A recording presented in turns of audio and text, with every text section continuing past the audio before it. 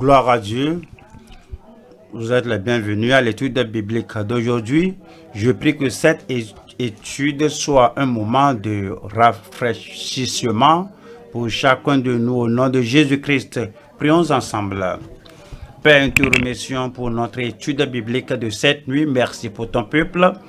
Et merci parce que chaque fois tu nous enseignes en amenant des choses que nous devons savoir dans ta parole. Nous demandons que cette nuit tu nous enseignes par ton esprit et que chacun de nous tire profit de ta parole au nom de Jésus-Christ.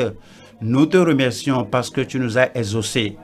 Au nom puissant de Jésus, nous prions. Une fois encore, vous êtes les bienvenus à l'étude biblique de ce soir. Je prie que ce soit un moment de rafraîchissement, un moment d'apprentissage, un moment profitable pour chacun de nous. Comme vous le savez, nous étudions dans l'évangile selon Saint Jean. Nous sommes maintenant au chapitre suivant qui est chapitre 15. On a étudié du chapitre 1 au chapitre 14. Maintenant, nous allons examiner Marc 15, verset 1 au verset 15. Mais je vais commencer à lire les deux premiers versets. S'il vous plaît, ouvrez la Bible. Marc 15, verset 1. Dès le matin, les principaux sacrificateurs tinrent conseil avec les anciens et les scribes et tout le Sanhédrin. Après avoir lié Jésus, ils l'emmenèrent et le livrèrent à Pilate. Et puis, verset 2 nous dit, Pilate l'interrogea, es-tu le roi des Juifs? Et Jésus lui répondit, tu le dis. Vous allez voir deux personnes mentionnées dans le verset 1 et 2. Numéro 1, le Seigneur Jésus-Christ, le roi des Juifs. Et puis numéro 2, Pilate, le gouverneur dans cette partie d'Israël à l'époque là. Et qui était le Seigneur Jésus-Christ? Et quelle était l'accusation portée contre lui? Ils ont amené l'accusation que le Seigneur était Jésus des rois, qu'il était le roi des Juifs, le roi des Juifs. C'est ce que la parole de Dieu a affirmé, que Jésus-Christ est le roi des Juifs. Et puis, la deuxième personne qui est Pilate était le gouverneur dans le pays à l'époque là. Et il y a aussi le Sanhédrin, les anciens, les scribes, les dirigeants en Israël. Et après avoir dit ouvertement qu'il n'avait pas d'autorité de tuer quelqu'un, mais parce que le gouverneur avait l'autorité finale, ils ont amené Christ au gouverneur. Et là, ils ont décidé que voici ce qu'il faut faire.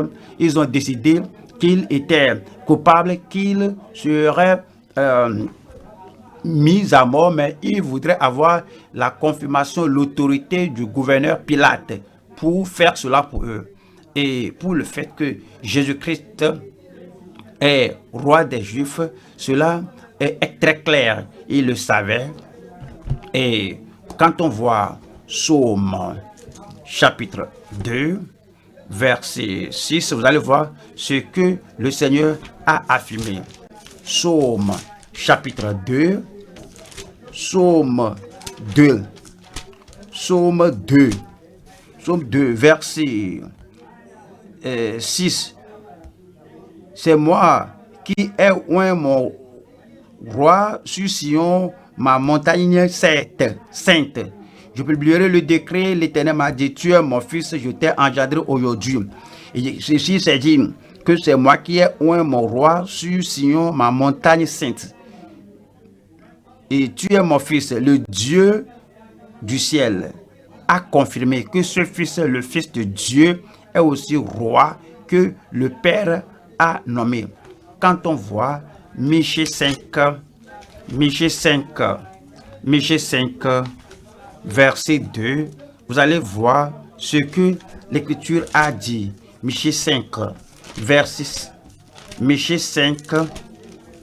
verset 1. Et toi, Bethléem Ephrata, petite entre les milliers. De Juda, de toi sortira pour roi celui qui dominera sur Israël, celui qui sera le roi d'Israël, celui qui sera le roi des Juifs, et dont les activités remontent aux temps anciens, au jour de l'éternité. Donc, ce n'est pas quelque chose d'étranger à l'époque là, c'est-à-dire au jour de l'éternité. Ce Jésus, Fils de Dieu, alors était de l'éternité. Et il sera, oui, le roi d'Israël. Il sera le gouverneur, le roi des Juifs. Maintenant, les pharisiens, les sadducéens et les anciens et les sacrificateurs n'étaient pas ignorants de cela. Vous savez, allons à Matthieu chapitre 2, verset 2. Lorsque le Seigneur Jésus était né, voici ce que nous avons. Matthieu 2, verset 2, qui dit, et dit, où est le roi des Juifs qui vient de naître? Oui, les mages qui venaient de l'Orient et qui sont arrivés à Jérusalem voudraient savoir que le roi des Juifs qui était né est là où il est né. Et car nous avons vu son étoile en Orient et nous sommes venus pour l'adorer.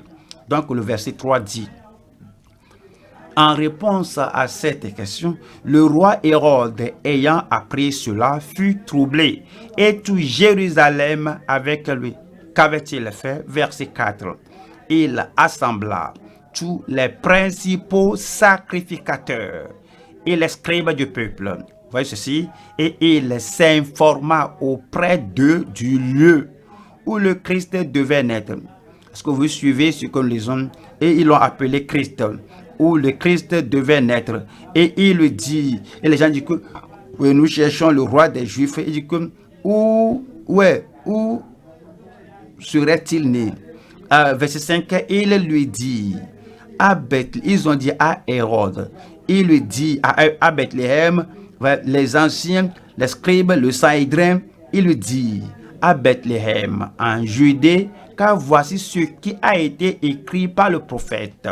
Le verset 6 qui est cité de Michée dit, et toi Bethléem, terre de Juda, tu n'es certes pas la moindre entre les principales villes de Juda, car de toi sortira un chef, un gouverneur, un roi, un dirigeant et un chef qui paîtra Israël, mon peuple. Donc, il connaissait Christ, il connaissait tout du Fils de Dieu, et ce Fils de Dieu sera le roi des rois et le Seigneur des seigneurs. Maintenant, voyons Pilate. Qui était Pilate? Revenons, allons plutôt à Matthieu 27. Matthieu 27, voilà le verset 2.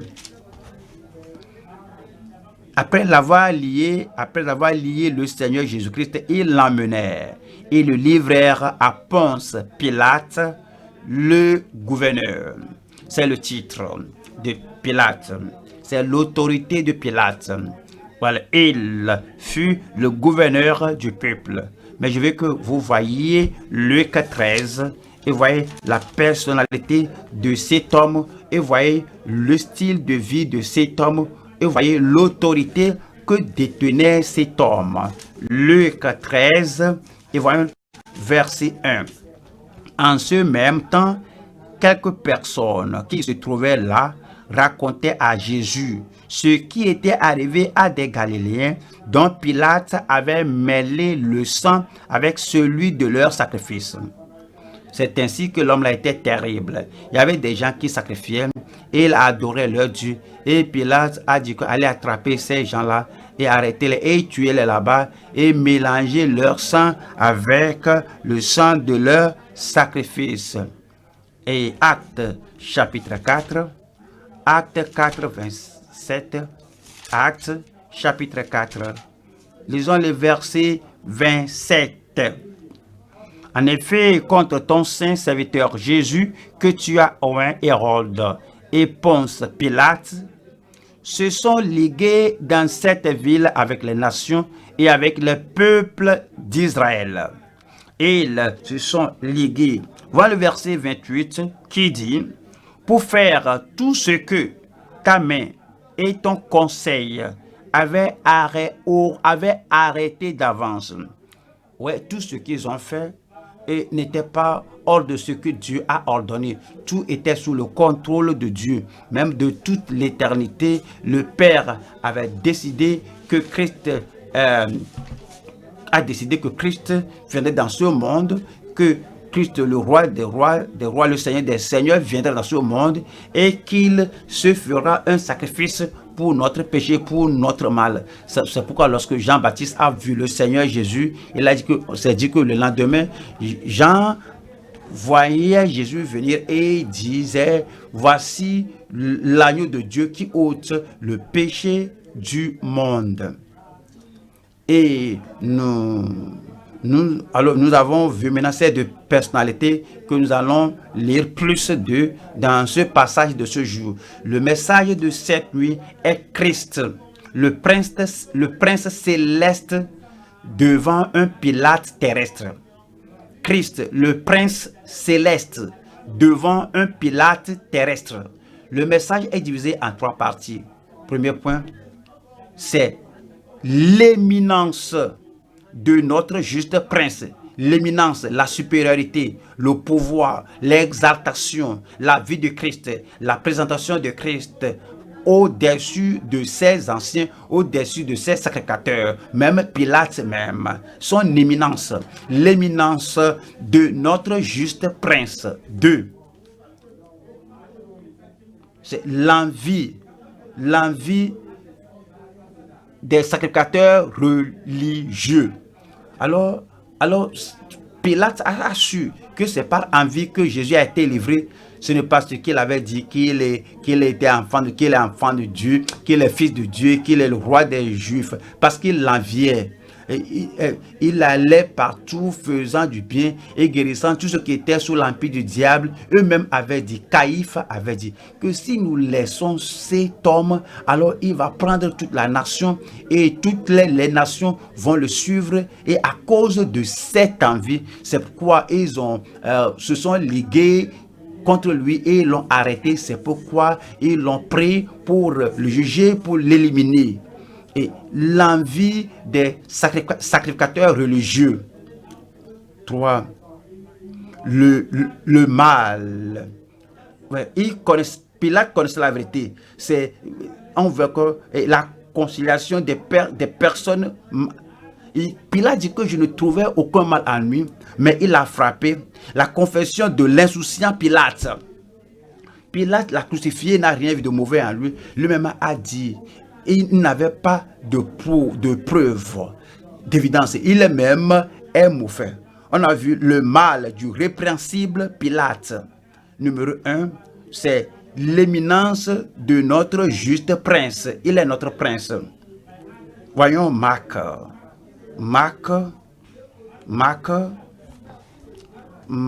15, verset 1. Dès le matin, les principaux sacrificateurs tinrent conseil avec les anciens et les scribes et tout le Sanhédrin. Après avoir lié Jésus, ils l'emmenèrent et le livrèrent à Pilate. Verset 2 dit, Pilate l'interrogea, es-tu le roi des Juifs? Et Jésus lui répondit, tu le dis. Et le verset 3 dit, les principaux sacrificateurs portaient contre lui plusieurs accusations. Mais il ne répondait pas. Je veux que vous marquiez sur la Bible. Pilate l'interrogea de nouveau. Ne réponds-tu rien? Verset 4. Ne réponds-tu rien? Vois de combien de choses il t'accuse. Verset 5. Cela affirme le fait et disant que et Jésus ne donna plus aucune réponse, ce qui étonna Pilate.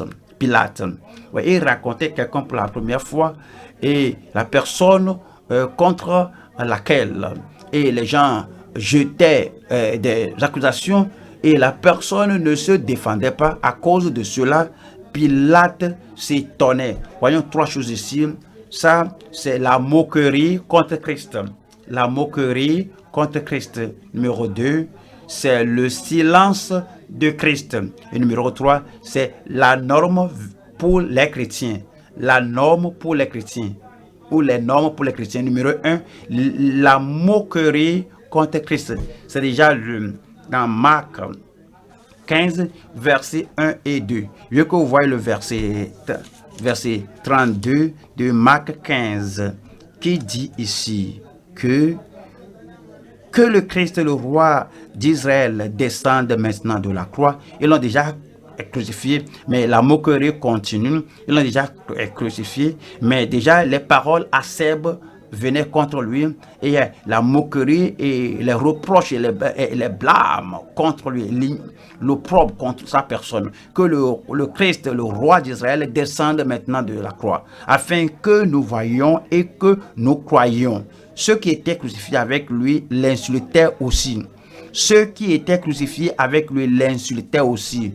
Oui, il y a l'insulte, la moquerie et tout, l'envie, tout, la moquerie, tout venait de toute direction. La moquerie contre Christ. Est-ce une surprise pour ceux qui connaissaient l'Écriture? Ceux qui connaissent l'Écriture, non. Dieu savait que cela va se passer. Le Seigneur Jésus savait que cela va se passer. En Psaume 2, verset 1. Psaume 2, verset 1. Psaume 2, verset 1. Pourquoi ce tumulte parmi les nations, ces vaines pensées parmi les peuples? Pourquoi les rois de la terre se soulèvent-ils et les princes se liguent-ils avec eux contre l'Éternel et contre son nom? Et les anciens se sont assemblés pour décider contre Christ, et ceci est prophétisé dans la parole de Dieu. 3. Brisons leurs liens. Délivrons-nous de leurs chaînes.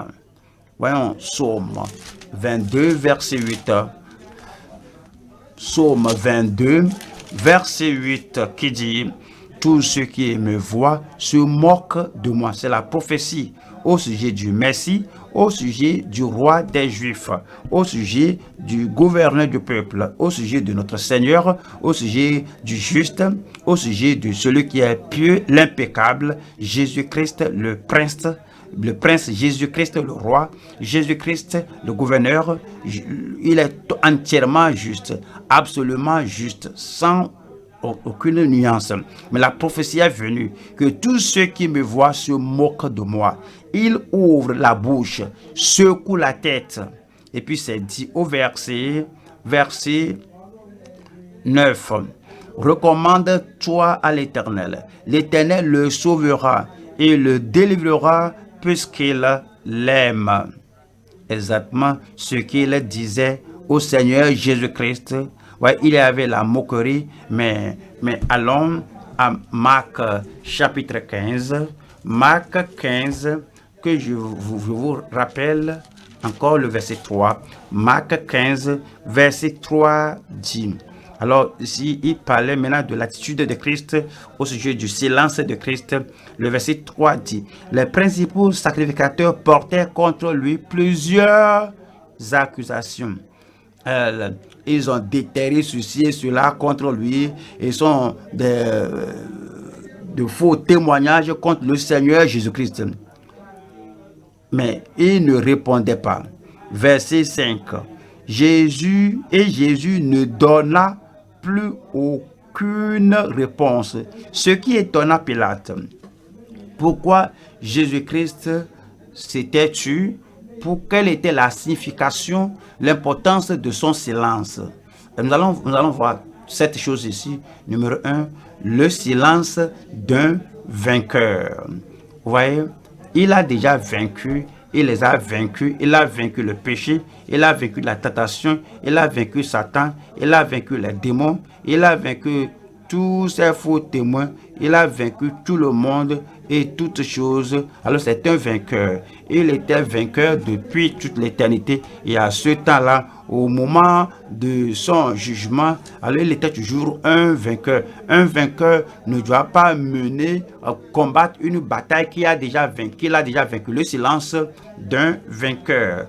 Ésaïe 53, verset 7.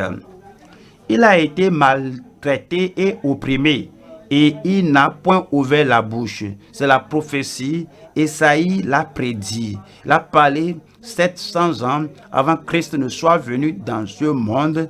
Christ, le Fils de Dieu, incarné, il a été maltraité ou opprimé. Il n'a point ouvert la bouche. Semblable à un agneau qu'on mène à la boucherie, à une brebis muette devant ceux qui l'attendent.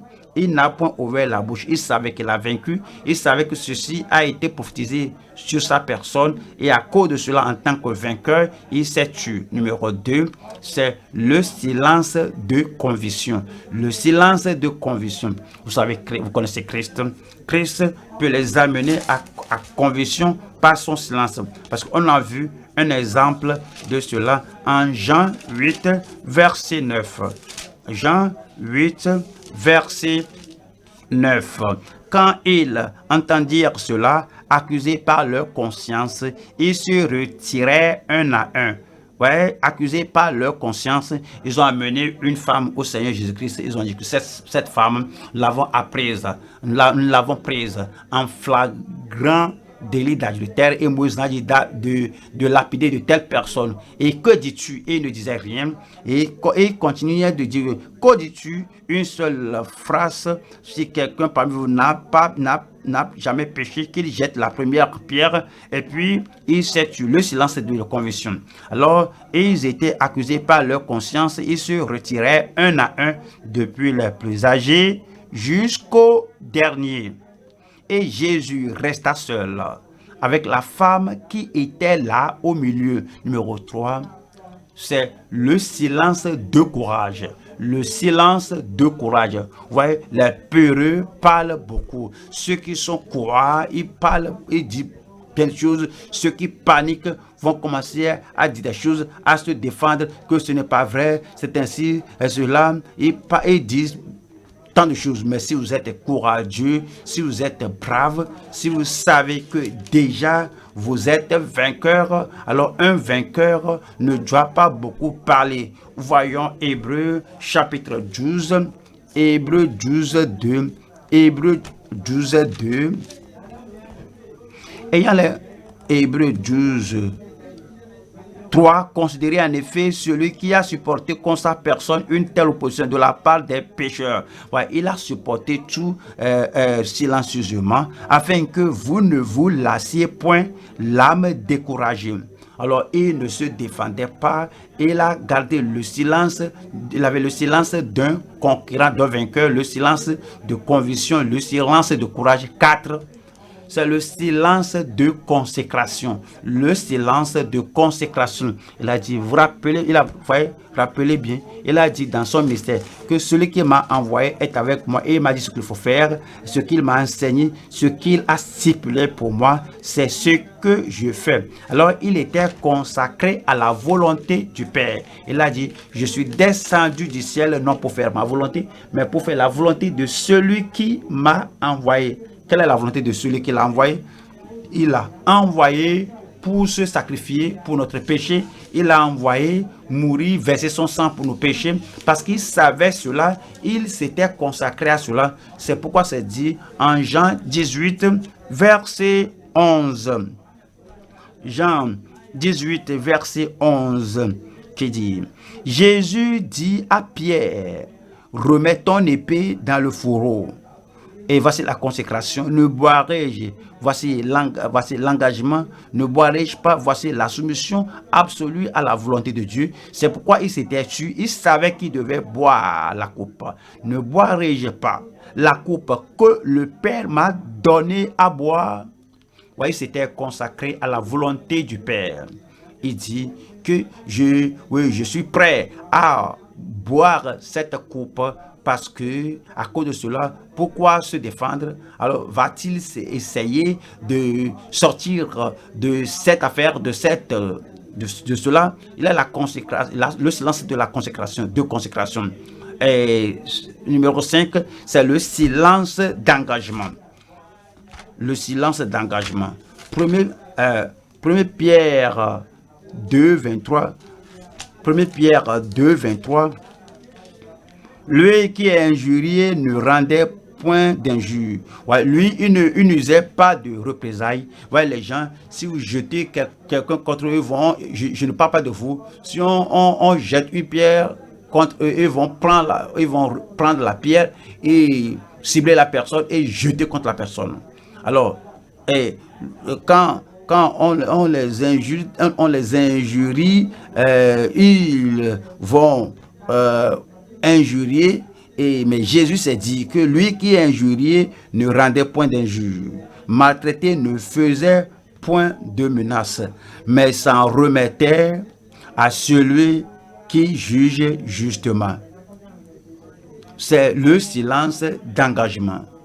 Alors, il s'est engagé à celui qui juge justement. Numéro 6, c'est le silence de contemplation.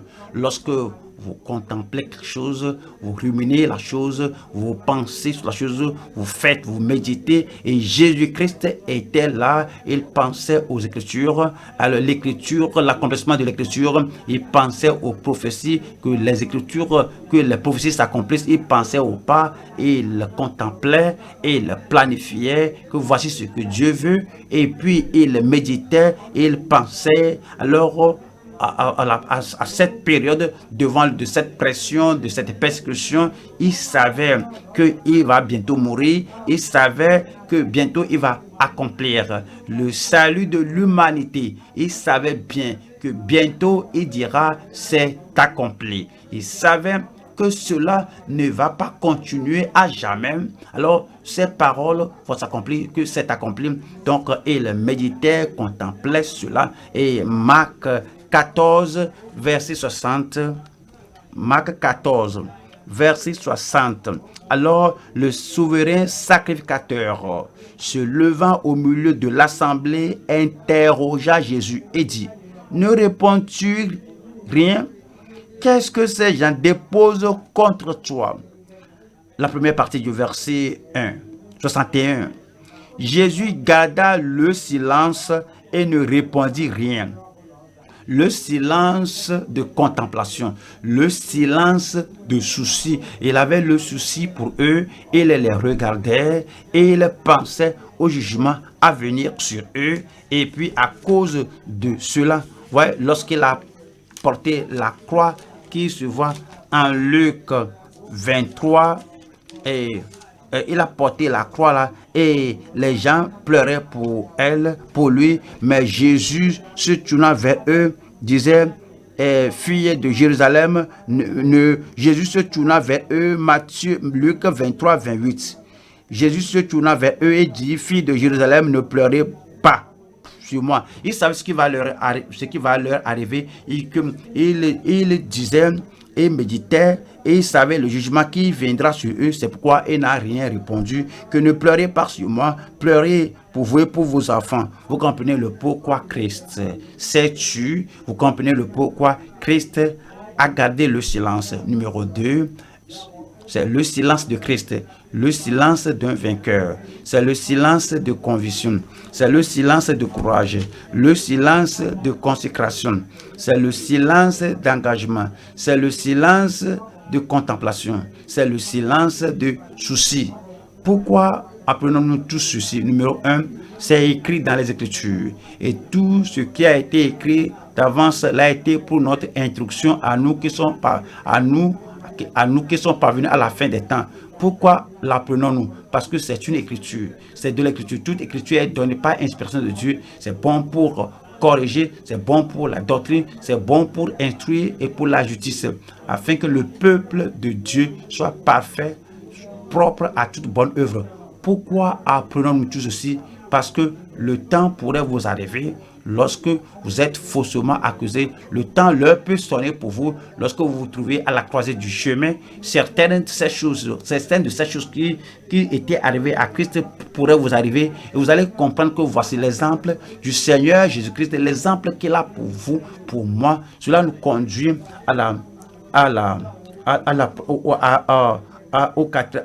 au troisième. À la troisième session, la norme pour les chrétiens. Nous lisons de 1 Pierre chapitre 1 Pierre chapitre 2, verset 21. 1 Pierre 2, verset 21. 1 Pierre 2, verset 21. Et c'est à cela que vous avez été appelés. Vous êtes croyants, vous êtes nés de nouveau, vous êtes nés de nouveau. La persécution et les difficultés pourraient surgir. Les gens pourraient dire des choses contre vous. Vous n'avez même pas à attendre. Vous n'avez pas espéré que les gens diront de telles choses contre vous. Maintenant, votre vie est bonne. Vous êtes une nouvelle créature. Les choses anciennes sont passées. Mais lorsque vous étiez incroyant, ils ne disaient pas des choses négatives contre vous. Maintenant que vous êtes né de nouveau, voici la norme pour l'enfant de Dieu qui est né de nouveau et qui est aussi, lorsqu'on est sanctifié, voici le standard pour le croyant sanctifié. Après que vous êtes sauvé, sanctifié, vous êtes rempli, baptisé, immergé dans le Saint-Esprit, et le Saint-Esprit et possède votre vie. Voici la norme, le standard pour la vie de Christ, le silence de Christ. Et c'est digne, et c'est à cela que vous avez été appelés. Parce que Christ aussi a souffert pour vous, vous laissant un exemple, afin que vous suiviez ses traces. Christ nous a laissé un exemple, et nous devons suivre les pas et l'exemple que Christ nous a laissé. Et maintenant, verset 22 dit ce que nous devons faire.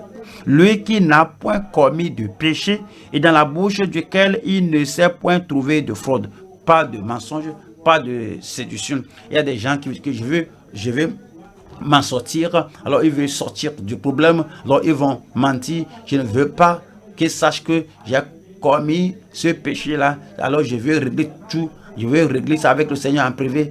Et ils ne vont même pas se taire. Alors ils vont faire ressortir un plus grand mensonge pour couvrir un petit mensonge. Mais Jésus, lui qui n'a pas péché, n'a jamais péché. Lui qui n'a point péché commis, lui qui n'a point commis de péché dans la bouche duquel il ne s'est point trouvé de fraude. 23. Lui qui est injurié ne rendait point d'injure. Voici le standard, la norme, l'exemple pour vous, pour nous. Lui qui est injurié ne rendait point d'injure, maltraité ne faisait point de menace. Voici un exemple, un modèle pour vous, pour moi. Vous pourriez souffrir injustement, mais c'est dit ici que vous ne devez pas faire de menace, mais s'en remettez à celui qui juge justement.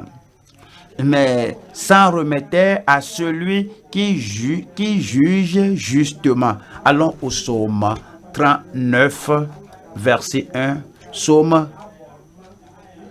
39. Psaume 39. Psaume 39, verset 2. Je disais, je veillerai sur mes voies de peur de pécher par ma langue. Frères et sœurs, la façon la plus facile de pécher, c'est la langue. Les enfants d'Israël étaient sortis d'Égypte, ils allaient à la terre promise et leur plus grand péché était le péché de la langue, soit qu'ils murmurent, soit qu'ils se plaignent de ceci, soit qu'ils parlent contre Moïse et ceci et cela. Alors, ils ont péché avec leur langue, ils n'ont pas appris la leçon spirituelle de se taire. Ils n'avaient pas le silence d'un conquérant, ils n'avaient pas le silence de conviction, ils n'avaient pas le silence de courage et ils n'étaient pas assez courageux pour savoir que je dois me taire. Il y a des moments où on ne doit même pas parler. Il n'avait pas le silence de consécration ni d'engagement. Il n'avait pas le silence de contemplation. Chaque fois parler. Alors il ne pensait pas, il ne méditait pas. Il n'avait pas le silence de souci. Mais David avait dit en Psaume 39, verset 2, je disais, je veillerai sur mes voies de peur de pécher par ma langue. Je mettrai un frein à ma bouche. Je mettrai un frein à ma bouche, tant que le méchant sera devant moi. Laissez-moi emprunter une illustration de ce cache-nez qu'on utilise ces jours-ci, comme vous sortez et les gens sont devant vous, vous couvrez votre bouche et votre nez. Si on doit faire cela à tout moment, même après cette affaire de Covid-19, et puis si ce cache-nez est ôté, mais imaginez que la chose là est là, ça couvre votre marche, votre bouche, ça couvre votre nez, vous passez. Est-ce que je dois parler en ce temps-ci et je vais garder mon silence afin de ne pas pécher par ma langue?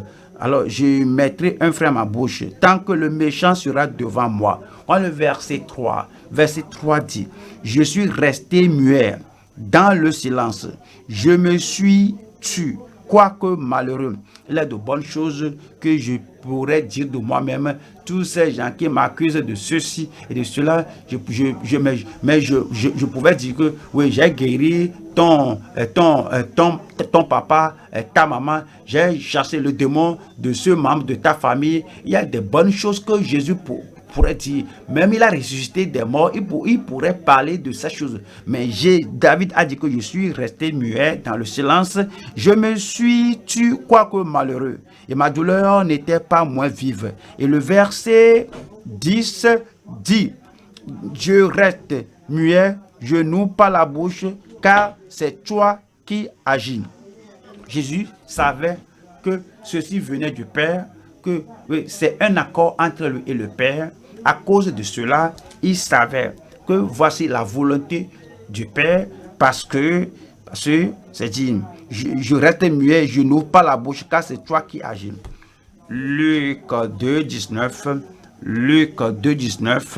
nous lisons de la Vierge Marie, la mère de Jésus-Christ, mais Marie a gardé tout cela dans son cœur, et elle gardait cela. Luc 2, 19, Luc, vous voyez le silence de Marie lorsqu'elle était enceinte du Saint-Esprit, et Joseph voudrait même la répudier, pas de défense, pas d'argument, et pas le fait de crier et clamer. Il n'y a pas que Marie gardait toutes ces choses et les repassait dans son cœur. Et alors, et finalement, lorsque l'enfant était né, les gens sont venus dire que oui, qu'est-ce qui va arriver à ce fils? Et lorsque l'enfant a grandi et devait sacrifier pour le péché,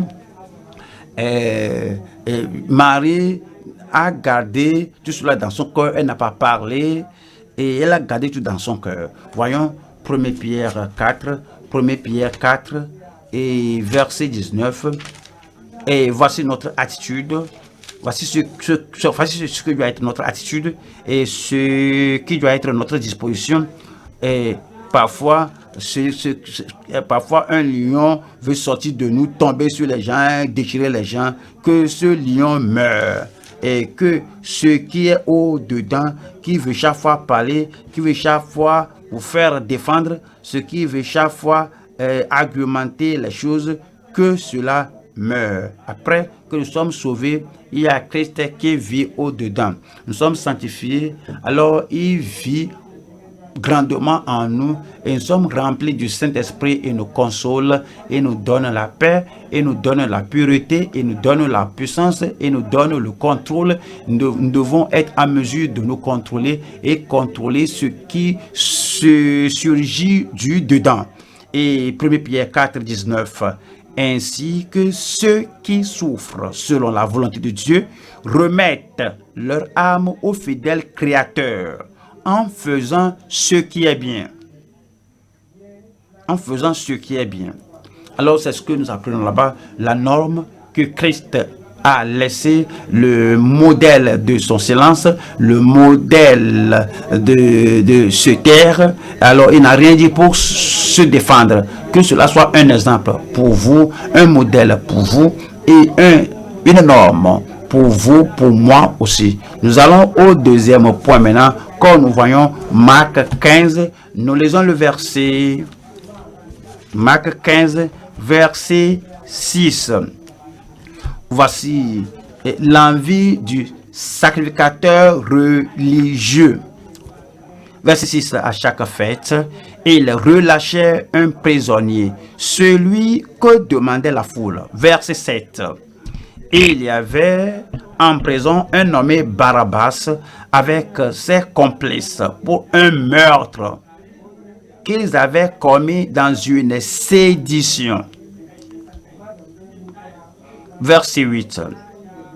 La foule étant montée se mit à demander ce qu'il avait coutume de leur accorder. Et verset 9 dit, qu'est-ce qu'il demandait? Pilate leur répondit, voulez-vous que je vous relâche le roi des Juifs? Voulez-vous que je vous relâche le roi des Juifs? Et verset 10 dit, car il savait que c'était par envie que les principaux sacrificateurs l'avaient. Ils savaient, tout le monde savait, Pilate savait qu'ils ont livré Jésus par envie. Numéro 1, c'est la perception d'envie par Pilate. La perception d'envie par Pilate. C'est ce qui est dit dans ce verset 10. C'est dit que, car il savait que c'était par envie que les principaux sacrificateurs l'avaient livré. Matthieu 27. Matthieu 27, 18. 27, 18. Car il savait que c'était par envie qu'il avait livré Jésus. Matthieu l'a dit, Marc l'avait dit. 19. Pendant qu'il siégeait au tribunal, sa femme lui fit dire qu'il n'y ait rien entre toi et ce juste, car aujourd'hui, j'ai beaucoup souffert en songe à cause de lui. C'est un homme juste, c'est un homme pur, mon mari, Pilate. Il ne faut rien faire pour condamner la personne-là à mort, comme tu l'as bien compris, moi aussi je l'ai compris, qu'il t'a été livré par envie, la perception d'envie par Pilate. Et voyons, Proverbe 27, Proverbe 27, Proverbe 27, verset 4. La fureur est cruelle et la colère impétueuse, mais qui résistera devant la jalousie? Mais qui résistera devant la jalousie? Il y a des fois où les gens ont l'envie, à cause de l'envie là, ils mentent sur le compte d'un innocent. Il y a des gens qui sont envieux à cause de cette envie. Alors ils rendent de faux témoignages contre un enfant de Dieu sauvé, juste. Alors qu'est-ce qui apporte l'envie là? Parfois c'est surprenant entre le mari et sa femme. Entre un mari et sa femme, la femme faisait des affaires et le mari aussi faisait des affaires. Et c'est comme les affaires de la femme réussissent plus que celles de l'homme. Et l'homme maintenant, à cause de cela, est animé d'envie que ma femme est une sorcière. Elle va appeler les enfants. Il faut parler avec votre maman. C'est maman qui ôte, qui vole mon étoile et mon succès, toutes les bonnes choses. Et votre maman a un pouvoir maléfique. Il amène de mauvaises choses dans sa vie. Tout cela, il dit cela à cause d'envie. Il va créer l'inimitié, la division dans la famille. Parfois, c'est comme, c'est une société, vous travaillez là-bas et vous êtes arrivé là-bas. Alors, de ce niveau, vous êtes arrivé à ce autre niveau et à l'autre niveau, vous êtes élevé, promu. Les gens disent, quand est-ce qu'il est arrivé? Quel diplôme a-t-il là? Et quelle expérience a-t-il faite? Qu'est-ce qu'il fait qu'on ne fait pas? Au fait, eux là, ils ne faisaient pas la bonne chose à cause d'envie. Alors, ils vont se liguer contre toi et ils vont dire des mensonges sur ton compte, sur la personne qui fait le progrès. Oui, c'est dit que la fureur est cruelle et la colère impétueuse, mais qui résistera devant la jalousie. Peut-être parfois c'est la famille collatérale ou l'enfant de Dieu, l'enfant de l'autre femme, l'enfant de l'autre mari. Celui-là est allé à l'université, l'autre l'a fait de progrès et les autres à cause d'envie, ils ne sont pas nés de nouveau. S'ils étaient nés de nouveau, alors ils n'auraient pas l'attitude, les sentiments des pharisiens, du souverain sacrificateur, ou bien la colère, la fureur ne sera pas en eux. Et là, ils vont commencer à comment chercher des gris, comment faire du mal à ceci au temps de l'examen, que ceci arrive à ceci, à celui-ci, à celui-là, tout cela à cause de l'envie, et l'envie sera jugée par le Seigneur. C'est dit que la fureur est cruelle et la colère impétueuse, mais qui résistera devant la jalousie. Allons à la seconde session, qui est la préférence d'envie dans le sacrificateur. Si vous voyez Marc 15, verset 6, il y avait un principe en Israël, que lorsque il célébrait la fête en l'honneur du gouverneur, en l'honneur de l'empereur, le gouverneur va libérer un captif ou bien un prisonnier pour donner l'amnistie. Et alors Pilate pense que ça, voici ma chance, mon occasion. Cet homme Jésus, un homme pieux, juste, intègre, il va utiliser ceci pour le relâcher, pour le libérer en ce temps de fête. Mais voyez, là il y a la préférence d'envie dans le sacrificateur. Marc 15, verset 6, à chaque fête, il relâchait un prisonnier, celui que demandait la foule.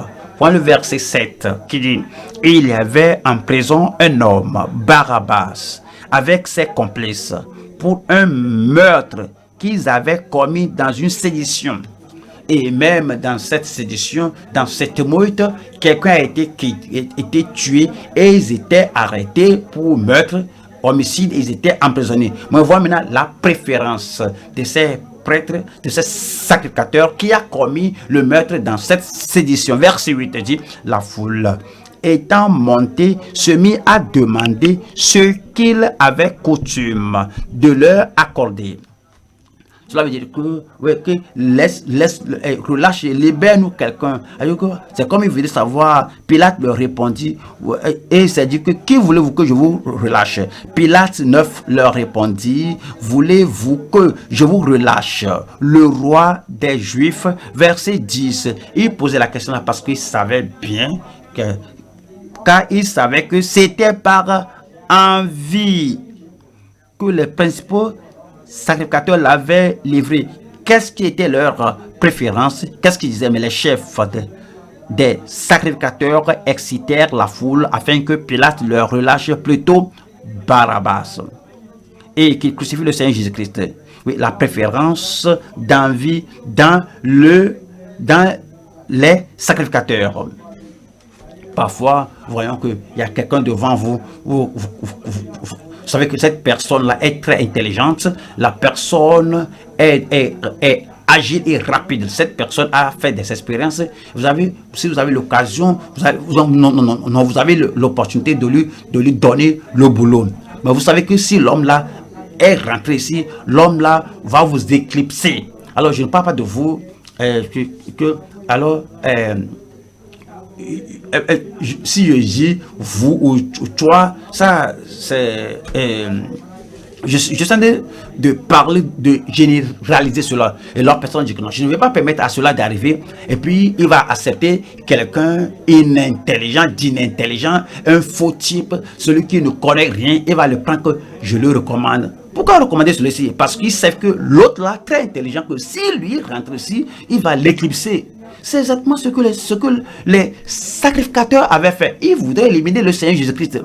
Donc, il ne se soucie même pas de sa justice, de son innocence, de sa perfection, de son impeccabilité. Donc, cela ne les même impressionne pas. Il dit que oui, nous aimerions mieux accepter un meurtrier de venir dans la nation et que il vaut mieux de le libérer. Alors, il voudrait même tuer plus de personnes. Laissez-le qu'il fasse ce qu'il veut faire. C'est à cause d'envie. frères et sœurs, nous devons examiner notre cœur. Y a-t-il de petites choses dans notre cœur? Les décisions que vous prenez contre les gens, y a-t-il de petites choses, des idées qu'on projette sur les gens? Y a-t-il des choses, même dans notre famille, même peut-être dans l'église, peut-être dans la session là, dans l'autre session là, et ce qu'on fait, pas parce que, oui, on est sévère, on est sérieux au sujet de la sainteté, au sujet de la justice, mais parce que on est animé d'envie. Qu'est-ce que vous préférez? Qui préférez-vous? Pourquoi vous préférez la personne? Pourquoi vous préférez cette personne à l'autre? Est-ce que c'est parce que à cause d'envie? Et voyons Ésaïe 5. Ésaïe 5, 23. Ésaïe 5, 23. Qui justifie le coupable pour un présent? Qui justifie Baraba? Qui justifie le coupable pour un présent et enlève aux innocents leurs droits? Et enlève aux innocents leurs droits.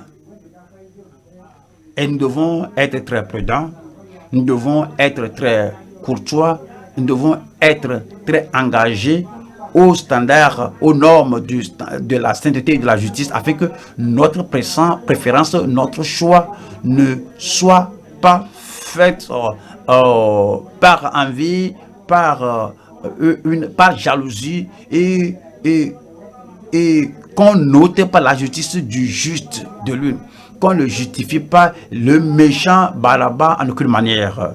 Allons à la troisième session, qui est le châtiment d'envie dans une vie quelconque. Le châtiment d'envie dans une vie quelconque. Marc 15, verset 10. Marc 15, 10. Car il savait que c'était par envie que les principaux sacrificateurs l'avaient livré. Nous qui sommes les dirigeants, nous devons avoir une perception. Ouais, vous êtes dans un groupe donné et on doit prendre la décision au sujet des gens, au sujet d'un homme donné, au sujet des jeunes, au sujet d'une personne qui veut se marier et la personne veut avoir ce privilège. Et nous prenons des décisions au sujet des gens en les nommant à faire ceci et cela. Nous devons avoir cette perception.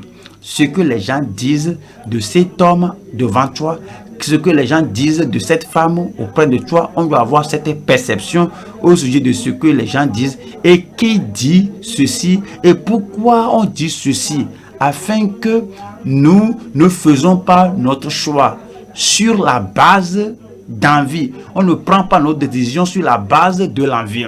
Alors qu'on ne dit pas que c'est la chose finale, j'ai décidé, c'est ce qui se fera, alors que on a un motif d'envie, on a une mauvaise attitude. Le jugement viendra, le châtiment d'envie dans une vie quelconque. Parce que car il savait que c'était par envie que les principaux sacrificateurs l'avaient livré. Et Ésaïe 26, verset 10. Ésaïe 26, 10. Si l'on fait grâce aux méchants, il n'apprend pas la justice. Oui, ils ont accordé la faveur à Baraba. Il a tué, il a orchestré une sédition. C'est un homme très difficultueux et c'est un homme méchant et c'est un meurtrier, un homicide. On l'a libéré à cause d'envie. Mais c'est dit ici, si l'on fait grâce aux méchants, il n'apprend pas la justice. Il se livre au mal dans le pays de la droiture et il n'a point égard à la majesté de Dieu. Voilà le verset 11. Verset 11 dit, Éternel, ta main est puissante et ils ne l'aperçoivent pas. Éternel, ta main est puissante, ils ne l'aperçoivent pas. Pilate n'a pas vu, les sacrificateurs n'ont pas vu, même en ce temps, Christ devant eux, de tout son silence et tout ce qu'il a fait, et n'ont pas vu. Et ils verront ton zèle pour le peuple et ils en seront confus. Et ils en seront confus. Et lorsque le jugement viendra sur eux, alors ils seront confus ils seront confus. Le feu consumera tes ennemis. Le feu consumera tes ennemis. il y a le jugement, il y a la punition, il y a la damnation à cause de l'envie. Romains chapitre 1, 29. Romains chapitre 1, 29. Romains 1, 29. Romains chapitre 1, 29. Romains 1, 29. Étant rempli de toute espèce d'injustice, de méchanceté, de cupidité, de malice, plein d'envie. L'envie est un péché, et de meurtre, de querelle, de ruse, de malignité. Et conclusion, verset 32 dit, et bien qu'ils connaissent le jugement de Dieu, déclarant digne de mort, et connaissant le jugement de Dieu sur cette attitude, le jugement de Dieu contre l'envie, et bien qu'ils connaissent le jugement de Dieu, déclarant digne de mort ceux qui commettent de telles choses, l'envie. Si vous êtes rempli d'envie, si vous êtes animé d'envie, si quelqu'un est demeuré par l'envie, n'allez pas continuer de dire que vous êtes sauvé. L'envie ne réside pas dans le cœur de celui qui est sauvé. Je dis que je suis sanctifié, il ne faut pas dire cela si vous êtes animé d'envie. L'envie ne demeure pas dans le cœur de la personne qui est pure et sainte et sanctifiée. Vous ne pouvez pas dire que je suis rempli du Saint-Esprit. Le Saint-Esprit ne demeure pas dans un cœur où il y a l'envie. Ce qui va s'en sortir, c'est la punition, le jugement. C'est dit que, eh bien, qu'ils connaissent le jugement de Dieu, déclarant digne de mort ceux qui commettent de telles choses. Non seulement ils les font, mais encore ils approuvent ceux qui les font. Nous allons maintenant au troisième point. Troisième point, c'est le mal du répréhensible Pilate. Le mal du répréhensible Pilate. Marc 15, verset 12. Parce que la décision finale serait prise.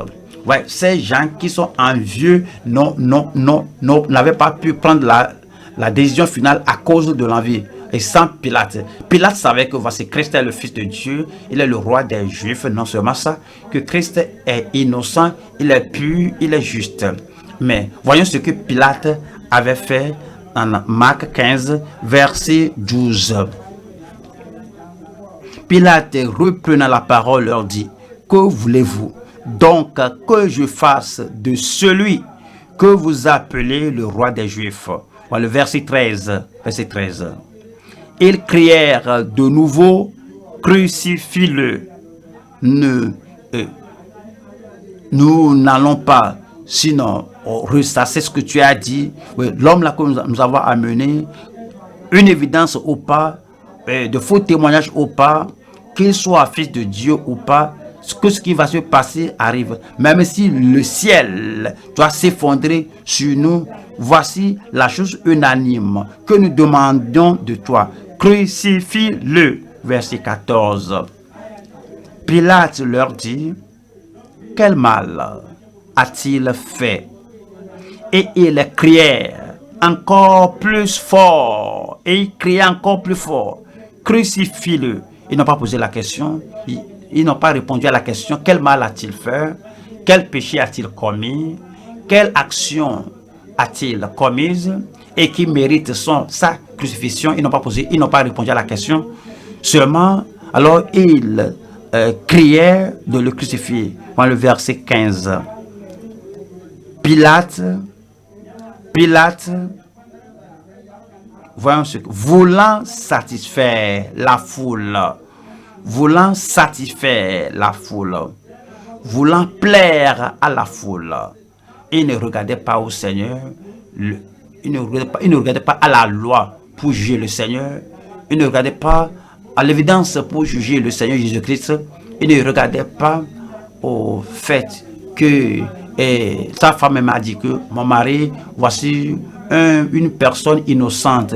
Il ne considérait pas cela, il ne considérait pas ce que lui-même a dit, que je le trouve aucune faute de cet homme. Ce qu'il cherchait maintenant, c'est de comment faire plaire aux gens, et il leur a laissé Barabbas. Et Pilate, voulant satisfaire la foule, leur relâcha Barabbas. Et après avoir fait battre de verge Jésus, il le livra pour être crucifié. Qu'appelons-nous de cet homme-là? Numéro 1, voyons la confession de l'insouciant Pilate. Voyons la confession de l'insouciant Pilate. Allons à Matthieu 27, verset 24. Pilate, voyant qu'il ne gagnait rien, mais que le tumulte augmentait, prit de l'eau, se lava les mains en présence de la foule et dit: je suis innocent du sang de ce juste. Cela vous regarde. Il a appelé juste. Il a appelé une personne juste, une personne irrépréhensible, une personne sans faute, une personne irréprochable. Néanmoins, il l'a livré pour être crucifié. C'est un juge insouciant. Jean 18, nous lisons le verset 38. Pilate lui dit: qu'est-ce que la vérité? Après avoir dit cela, il sortit de nouveau pour aller vers les Juifs, et il leur dit: je ne trouve aucun crime en lui. Je l'ai éprouvé, je l'ai questionné, je l'ai interrogé, j'ai enquêté sur lui, j'ai utilisé toutes méthodes que j'avais appris en tant que juge pour voir si je peux trouver une faute en lui, mais je vous le dis que je n'ai pas trouvé de faute en lui, aucun crime en lui. Jean 19, voyons le verset 4. Pilate sortit de nouveau et dit aux Juifs: voici, je vous l'amène dehors, afin que vous sachiez que je ne trouve en lui aucun crime. Voici ce que je sais, voici ce que je veux que vous sachiez, que je ne trouve en lui aucun crime. Verset 5. 5 dit: Jésus sortit donc, portant la couronne d'épines et le manteau de pourpre. Et Pilate leur dit: voici l'homme, un homme innocent. Voici l'homme, l'homme juste. Voici l'homme, l'homme intègre. Voici l'homme, l'homme parfait. Voici l'homme. Verset 6. Verset 6 dit: lorsque les principaux sacrificateurs et les huissiers le virent, ils s'écrièrent: crucifie-le, crucifie-le. Pilate leur dit: prenez-le vous-même et crucifiez-le, car moi, je ne trouve point de crime en lui. Comment se fait-il qu'il livra Christ entre les mains pour être crucifié? C'est un homme insouciant. Ouais, il n'a pas agi selon une bonne mémoire. Cela peut être contre vous. Ouais, ou bien ce peut être vous. La décision que vous prenez, c'est parce que peut-être vous prenez une décision parce que vous êtes insouciant. Vous n'agissez pas selon la vérité que vous connaissez, les actions de votre vie et la contradiction de votre bouche ou des choses dans votre vie. Oui, je ne peux trouver aucun crime en lui. Oui, ton action à la personne proche de vous, votre action aux gens qui sont cordiaux, aux gens justes, votre action à ces gens. Est-ce que vous ne vous contredisez pas? Ayez votre propre mémoire et agissez bien envers les gens. Ayez les sentiments de Christ. Que vous sachiez que tout ce que vous faites, que vous ne faites pas cela comme un insouciant Pilate. Voyons, de ceci même, c'est surprenant. La conciliation des personnages mal intentionnés. Marc 15, verset 15. Pilate voulant satisfaire la foule, qu'est-ce que c'est? Il voudrait adoucir la relation entre lui et la foule. Il voudrait faire usage de Jésus-Christ comme un sacrifice, comme un bouquet émissaire. Ceci va plaire au peuple. Ceci va concilier. Ceci va calmer les gens. Et si c'est ce que je dois faire, alors si je dois être injuste, si je dois être une mauvaise personne, si je dois sinon inverser le jugement, la justice pour relâcher Barabbas et crucifier l'innocent afin de pouvoir apaiser le peuple, afin de pouvoir satisfaire les gens. C'est ce que Pilate avait fait. C'est la conciliation des personnages, c'est la conciliation des personnages mal intentionnés. Donc, pour plaire au peuple, il les a relâchés Barabbas et a crucifié Jésus après l'avoir crucifié. Voyons Luc 23. Luc 23, 6. Luc 23, 6. Quand Pilate entendit parler de la Galilée, il demanda si cet homme était galiléen. Et ayant appris qu'il était de la juridiction d'Hérode, il le renvoya à Hérode, qui se trouvait aussi à Jérusalem en ces jours-là. Verset 8. Lorsque Hérode vit Jésus, il en eut une grande joie, car depuis longtemps, il désirait le voir, à cause de ce qu'il avait entendu dire de lui, et il espérait qu'il le verrait faire quelques miracles. Verset 9. Il lui adressa beaucoup de questions, mais Jésus ne lui répondit rien. Il cherchait des miracles. Il lui adressa beaucoup de questions, mais Jésus ne lui répondit rien. Il était un juge qui pouvait donner une recommandation à Pilate. Et voici survint la question au sujet de Christ, sa puissance surnaturelle, sa puissance céleste. Alors il lui adressa beaucoup de questions, mais Jésus ne lui répondit rien. Voilà le verset 12. Verset 12. Ceci, c'est très important. Ce même jour, Pilate et Hérode devinrent amis. Le même jour, ce même jour, Pilate a utilisé Jésus.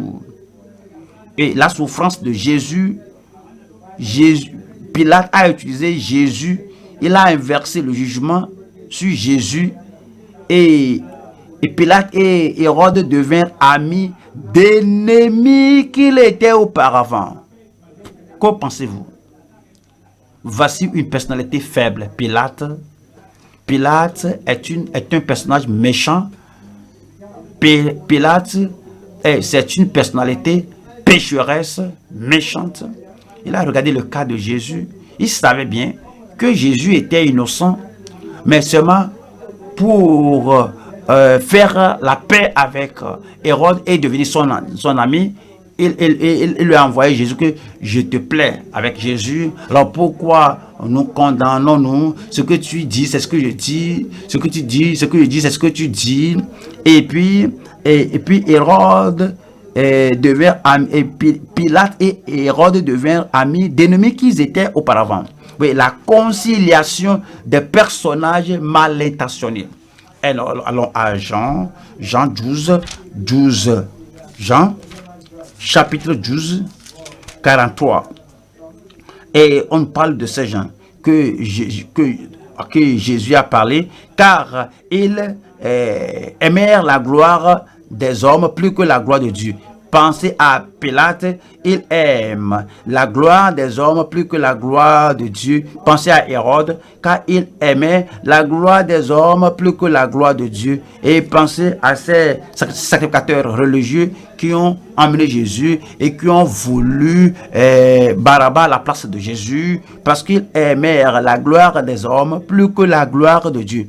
Pensez aux gens religieux d'aujourd'hui, aux sacrificateurs religieux de ce jour, aux pasteurs religieux de ce jour, et plusieurs aiment la gloire des hommes plus que la gloire de Dieu. Alors ils vont tout faire et ils vont condamner n'importe qui, ils vont prendre n'importe quelle décision, et la décision qu'ils croient que ceci va satisfaire ces grandes personnalités, ceci va les égayer. Ils ne voient pas la parole de Dieu, ils ne voient pas la parole de justice, ce qui va les égayer, ce qui va faire d'eux, mes amis, comme Hérode et Pilate, c'est ce qu'ils vont faire, parce qu'ils aiment la gloire des hommes plus que la gloire de Dieu. Et nous allons aux Actes 24. Actes chapitre 24, nous lisons le verset 24. Acte 24, 24. C'est celui-ci même qui avait appelé l'apôtre Paul. Il voudrait écouter la parole de Dieu et la parole du royaume et la parole au sujet de la foi en Christ. Acte 24, verset 24. Quelques jours après, Félix vint avec Drusille, sa femme, qui était juive, et il fit appeler Paul. Il l'entendit sur la foi en Christ. Verset 25. Mais comme Paul discourait sur la justice, sur la tempérance et sur le jugement à venir, Félix, effrayé, dit: pour le moment, retire-toi. Quand j'en trouverai l'occasion, je te rappellerai. Et va-t'en maintenant, la parole est convaincante, va-t'en pour le moment. Tu parles de la justice, je ne suis pas prêt pour cela, va-t'en pour le moment.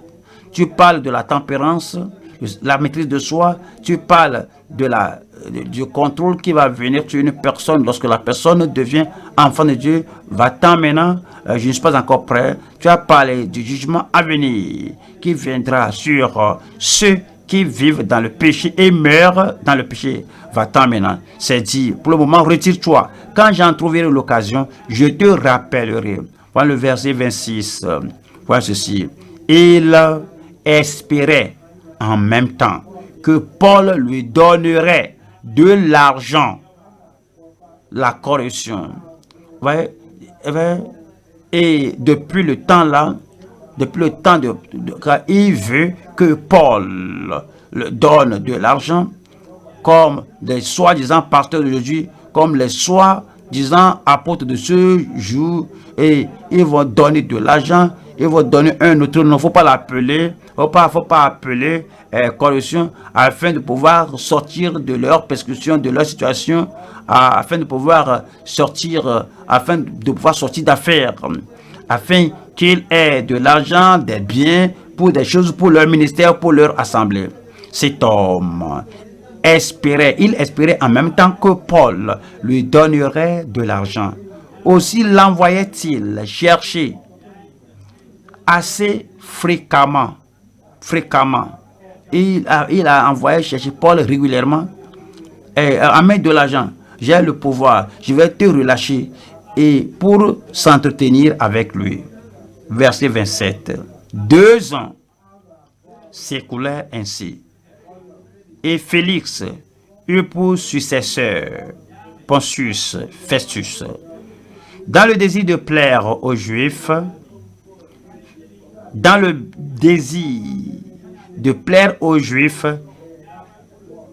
et voulant rendre les Juifs contents, voulant plaire aux Juifs, voulant satisfaire les Juifs, voulant aller de pair avec aux Juifs,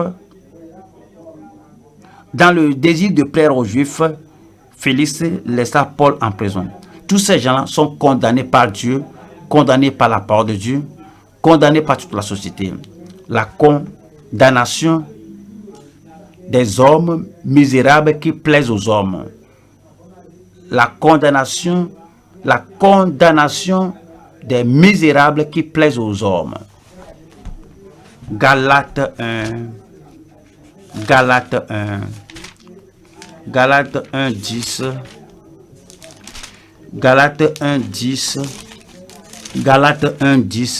Et maintenant est-ce la faveur des hommes que je désire ou celle de Dieu? Est-ce que maintenant j'égaye les gens au ciel de Dieu? Ou est-ce que maintenant je persuade les gens au Dieu? Ou bien est-ce que je cherche maintenant à plaire aux hommes? Est-ce que je cherche maintenant à plaire aux hommes? Est-ce que je cherche à plaire aux hommes? Oui, attendez. Dans vos activités, je m'adresse à vous en tant que personne. Dans vos décisions dans la vie, je m'adresse à vous. Dans tout ce que vous faites vous-même et comment vous traitez les gens, ce que vous faites, comment vous agissez envers les gens, et les décisions que vous prenez à l'endroit des gens, et le message que vous prêchez aux gens, le conseil que vous prédiguez, oui, quelle que soit la chose dans vos actions. Est-ce que vous cherchez à plaire aux hommes ou à plaire à Dieu? Est-ce que vous êtes comme Pilate? Est-ce que vous êtes comme Hérode? Est-ce que vous êtes comme Félix? Est-ce que vous êtes comme ces juifs-là qui vont vouloir plaire à eux-mêmes ou bien plaire aux hommes? Est-ce que vous êtes comme Saül de l'Ancien Testament qui dit que je craignais le peuple au lieu, afin de leur plaire, je fais ce que j'ai fait. Je connais la parole de Dieu, je connais les normes, mais est-ce que vous cherchez à plaire aux hommes ou bien vous cherchez à plaire à Dieu? Paul a dit que il a Dieu pour lui, pour vous, pour moi. Et maintenant, il dit que si je plaisais encore aux hommes, je ne serais pas serviteur de Dieu. Si vous continuez de plaire aux hommes, et il veut que Christ soit crucifié, Pilate a dit que oui, je n'ai vu aucune faute en lui, mais pour vous plaire, je le frappe de verge et je vous le laisse. Il n'est pas fan de Dieu. Si vous faites la même chose au lieu de plaire à Dieu, au lieu d'obéir à la parole de Dieu, alors vous blessez les gens, vous opprimez les gens, vous persécutez les gens, vous privez les gens de leurs droits, afin que vous puissiez plaire à vous-même ou aux hommes. Et vous ne plaisez pas à Dieu, vous ne serez pas fan de Dieu. Vous ne pouvez pas dire que vous êtes enfant de Dieu, que vous êtes sanctifié. Le Seigneur veut que nous rappelions, que nous revenions à nous-mêmes et que, voyant l'histoire que nous lisons, que nous appliquons tout à notre vie et que nous sachions que tout ce que nous faisons, que tout ce que nous disons ou que nous allions, quelle que soit la décision que nous prenons, quel que soit ce que nous prêchons, quel que soit ce que nous conseillons, quelle que soit la décision que nous prenons, alors nous devons tout faire pour plaire à Dieu en toutes choses, à tout moment, concernant quelqu'un et concernant notre vie même. Et est-ce que je cherche à plaire aux hommes? Si je plaisais encore aux hommes, je ne serais pas serviteur de Christ. Si je plaisais encore aux hommes, je ne serais pas un candidat pour le ciel. Si je plaisais encore aux hommes, je ne serais pas serviteur de Christ. Si je plaisais encore aux hommes, je ne serais pas un économe fidèle du royaume. Et je ne serais pas un trésorier du Seigneur. Si je plaisais encore aux hommes, je ne serais pas une personne confiante et prête pour l'enlèvement et pour l'avènement du Seigneur. Le Seigneur veut que nous nous examinions. Et comme nous voyons tous ces récits, et qu'on voit si nous sommes du côté du Seigneur Jésus-Christ, ayant les mêmes sentiments de Christ, la même nature de Christ, le même cœur et la même disposition de Christ, ou bien que nous soyons du côté de Pilate. Tenons-nous maintenant debout et invoquons le nom du Seigneur. Et cherchons la face du Seigneur aujourd'hui. Et que le Seigneur applique la parole à notre cœur. S'il vous plaît, tenez-vous debout et pensez à la parole que nous avons entendue. Nous avons entendu parler de Christ, le prince céleste, devant un Pilate terrestre. Et nous voulons être plus comme Christ, dans notre disposition, plus comme Christ, dans notre cœur, plus comme Jésus. Lorsque nous venons à lui, nous nous détournons du péché, nous nous détournons du monde, nous nous détournons des ténèbres, nous nous détournons de l'injustice, nous nous détournons de la mauvaise vie et nous nous tournons vers Christ, le juste. Nous nous tournons vers Christ, le prince céleste, qui peut nous rendre justes. Nous nous tournons vers Christ qui peut nous pardonner. Nous nous tournons vers Christ qui peut nous purifier. Nous nous tournons vers Christ qui peut sonder, qui peut examiner, qui peut nous purifier dans le sang de l'agneau. Si nous venons à lui, de façon appropriée si nous venons à lui, proprement dit, si nous venons à lui, avec le vrai cœur, si nous venons à lui, avec la véritable repentance, il nous pardonnera, il nous purifiera, et puis il nous affranchira. Si donc le Fils vous affranchit, vous serez réellement libre. Et nous serons affranchis de tout péché, affranchis d'envie, affranchis de l'envie, affranchis de la jalousie. Et il va ôter la nature de Pilate, le caractère de Pilate et l'insouciance de Pilate de nous. Et il nous accordera les sentiments de Christ. Ils se sont moqués de lui, mais il n'a pas réagi. Lorsque vous êtes ridiculisé, lorsque vous êtes calomnié, lorsque on médit de vous, on rend de faux témoignages contre vous, lorsque on porte un scandale assez poignant contre vous, soyez comme Christ et démontrez cette qualité de Christ. On a besoin de cela. Moi, en personne, j'ai besoin de cela. Si j'en ai besoin, vous en avez besoin, vous aussi. Le silence, la tranquillité. Pas à chaque fois parler. Je veux me défendre. Je prêche la sainteté. Je prêche la sanctification. Je veux que tout le monde sache que je suis saint, je suis juste et sanctifié. S'il y a un problème, je veux que les gens sachent. Je suis affranchi, je suis prédicateur, je suis saint. Je n'ai pas de mauvaises choses dans ma vie. Et je veux que tout le monde le sache. Je suis prédicateur qui va avec ce que je prêche. Mais le Seigneur ne veut pas que chaque fois qu'on affirme, que chaque fois que je m'affirme, que je me confirme, que je me défende. La même chose avec vous. Le Seigneur veut que vous ayez le silence d'un conquérant. Il faut triompher de ces sentiments qui aiment chaque fois argumenter, chaque fois vous défendre, chaque fois vous projeter devant les gens, chaque fois sonner de la trompette que vous êtes innocent. Ayez le silence d'un conquérant. Priez que le Seigneur vous aide, que la grâce entre et qu'il vous accorde le silence de conviction. Si vous avez la conviction, alors vous ne devez pas crier sur le toit, vous ne devez pas vous défendre à tout moment. Vous avez la conviction que Dieu est de votre côté, cela vous suffit. Vous avez la conviction que Christ est de votre côté, cela vous suffit. Vous avez la conviction que la grâce de Dieu demeure en vous, que vous êtes sur la voie de la justice, cela suffit. C'est la conviction qui vous donne la paix du cœur, cela suffit. Ayez le silence de la conviction et le silence du courage. Faut pas avoir le bruit d'un peureux. On nous dit que les tonneaux vides font le plus grand bruit. Soyez calme, soyez courageux et portez-vous avec dignité. Vous ne devez pas parler aléatoirement au lieu de prêcher, au lieu de parler de Christ, vous parlez de vous-même à tout moment. Cela suffit. Le silence du courage et le silence de consécration. La persécution vient. Si vous êtes consacré au Seigneur, vous dites Seigneur, je vais persévérer tout pour toi. Alors, il ne faut pas pleurer. Donc, il ne faut pas crier. Donc, il ne faut pas lutter et battre l'autre personne. Si vous êtes consacré, vous dites que j'irai, je parcourrai toute distance, je gravirai toute montagne pour la cause de Christ. Donc, il faut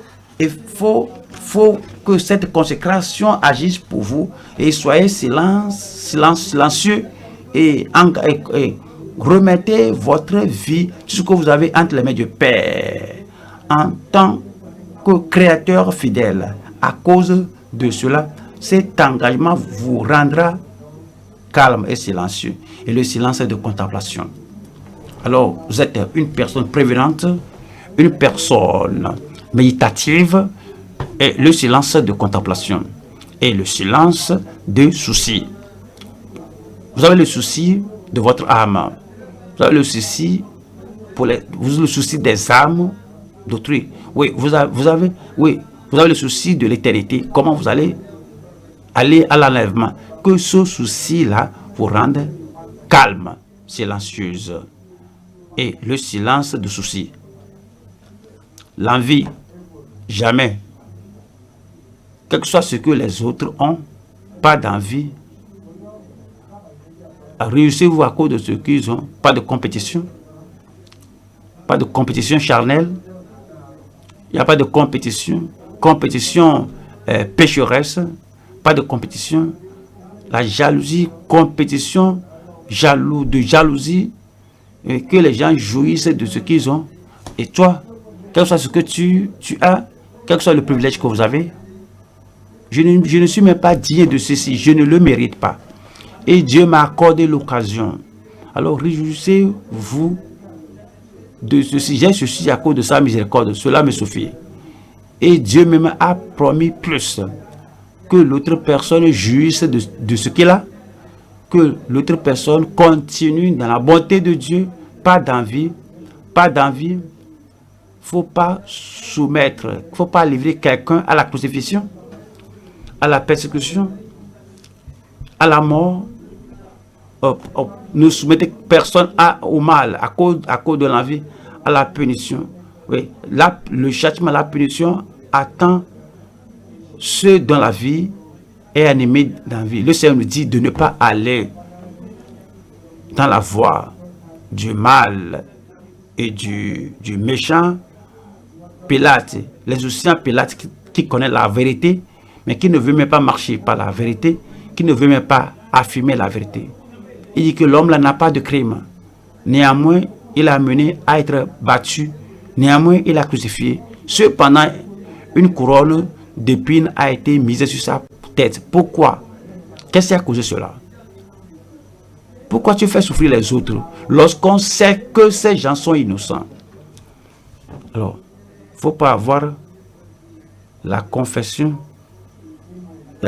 Et voilà, la condamnation viendra finalement pour les gens qui permettent que l'insouciance de Pilate soit en eux, ce qui permettent que le crime, la mauvaise vie de Pilate et de Hérode soit dans leur vie.